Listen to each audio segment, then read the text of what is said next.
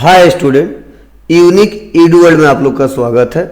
और आज की वीडियो में हम लोग सीखने वाले हैं कि टैली के सेल्स वाउचर में ऑटोमेटिक जीएसटी कैसे सेट करते हैं। कि कभी भी कोई भी ट्रांजैक्शन अगर सेल से रिलेटेड हम लोग करते हैं तो ऑटोमेटिक जीएसटी पिक कर ले। अगर वह मेरे ही राज्य में ट्रांजैक्शन हो रहा हो तो वहाँ पे CGST ये जीएसटी पिक कर ले, और अगर वो अदर राज्य में सेल हो रहा है तो वहाँ पे IGST पिक कर ले। तो वह सेटअप कैसे करते हैं और बार बार जीएसटी न लगाना पड़े तो इसके लिए क्या क्या करना पड़ता है वह इस वीडियो के माध्यम से मैं आपको बताने वाला हूँ और समझाने वाला हूँ। तो चलिए इसको एक एक करके समझते हैं। तो सबसे पहले देखिए, मैंने कंपनी अपना ओपन कर लिया है। कंपनी ओपन करने के बाद आपको गेटवे टैली में आना है। गेटवे टैली में देखिए मैं आ गया। उसके बाद से अल्टर में आना है, और अल्टर में आने के बाद से हम वाउचर टाइप पे आएंगे। और याद करिए, कल के वीडियो में हमने समझाया था कि सेल B2B और सेल B2C का वाउचर कैसे क्रिएट करेंगे।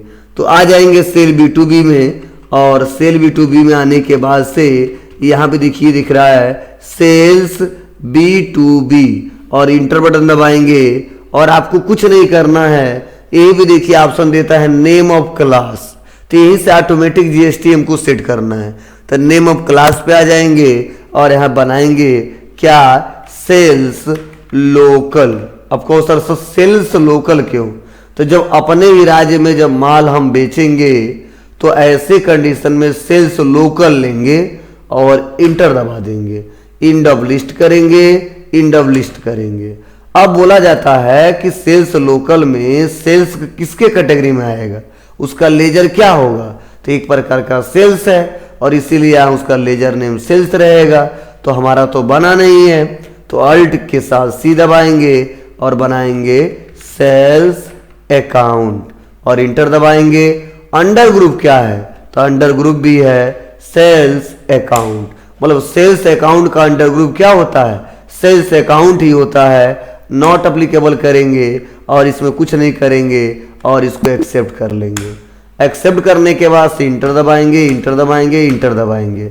अब पूछा जाता है लोकल में जो जीएसटी लगता है, कौन कौन सा जीएसटी लगता है। जैसा कि आपको पता है कि जब अपने ही राज्य में सेल और परचेज करते हैं तो वहाँ पे CGST और ESGST लगता है। तो इसीलिए लेते हैं CGST, इंटर दबा देंगे, ESGST और इंटर दबा देंगे। तो दोनों जीएसटी ले लिया है और इंटर दबा देंगे।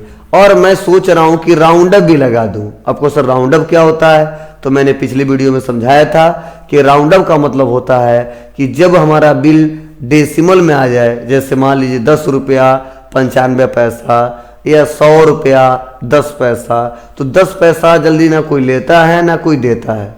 तो ऐसे कंडीशन में राउंड अप का रूल लगाया जाता है कि अगर 50 पैसे से ज़्यादा है तो उसको 1 रुपया माना जाता है, और अगर 50 पैसे से कम है तो उसको 0 में कन्वर्ट कर दिया जाता है। इसीलिए यहाँ पे राउंड अप ले लेंगे।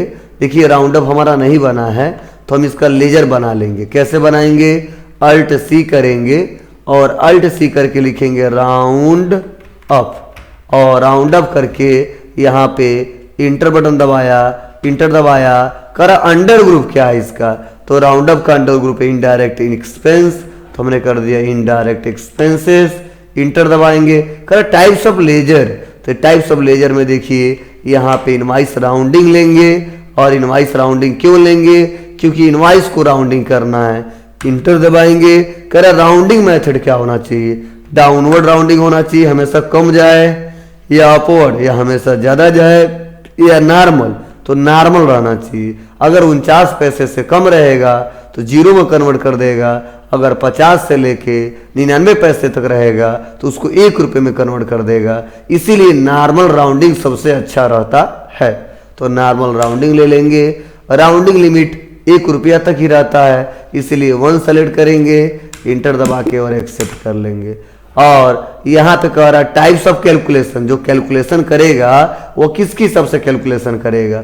तो यहाँ पे ले लेते हैं एज टोटल अमाउंट राउंडिंग। क्या, एज टोटल अमाउंट राउंडिंग, और इंटर दबाते हैं। अब यहाँ पे पूछा जाता है कि राउंडिंग किस हिसाब से काम करेगा, डाउनवर्ड राउंडिंग काम करेगा, नॉर्मल राउंडिंग काम करेगा कि अपवर्ड काम करेगा। तो हमने बोला नॉर्मल राउंडिंग काम करेगा और इंटर बटन दबा देंगे। अब कह रहा राउंडिंग लिमिट कितने रुपए तक है, तो राउंडिंग जो लिमिट है वो 1 रुपये तक है, इसीलिए हमने 1 कर दिया। इंटर दबाएंगे और एक्सेप्ट कर लेंगे।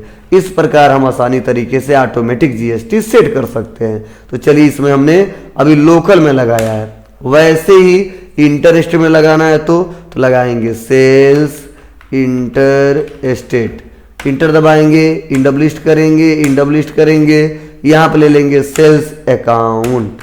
अब कह रहा है टैक्स टाइप क्या है, तो मैं बता दूं कि जब अपने राज्य से बाहर किसी राज्य में सेल करते हैं तो वहां पे लगता है आईजीएसटी। क्या लगता है? आईजीएसटी। और ये आपको पहले से ही पता है, इसीलिए यहाँ पे टैक्स लेजर में लेंगे आईजीएसटी, इंटर दबाएंगे और फिर से लेंगे राउंड अप और इंटर बटन दबाएंगे और यहाँ पे ले लेंगे as total amount rounding, enter दबाएंगे, यहाँ पे ले लेंगे नॉर्मल राउंडिंग, इंटर बटन दबा देंगे और राउंडिंग लिमिट में कर देंगे 1, इंटर एक्सेप्ट यहाँ से। तो आसानी तरीके से इसको एक्सेप्ट कर लेंगे और फिर से यहाँ पे इंटर दबाएंगे और एक्सेप्ट कर लेंगे।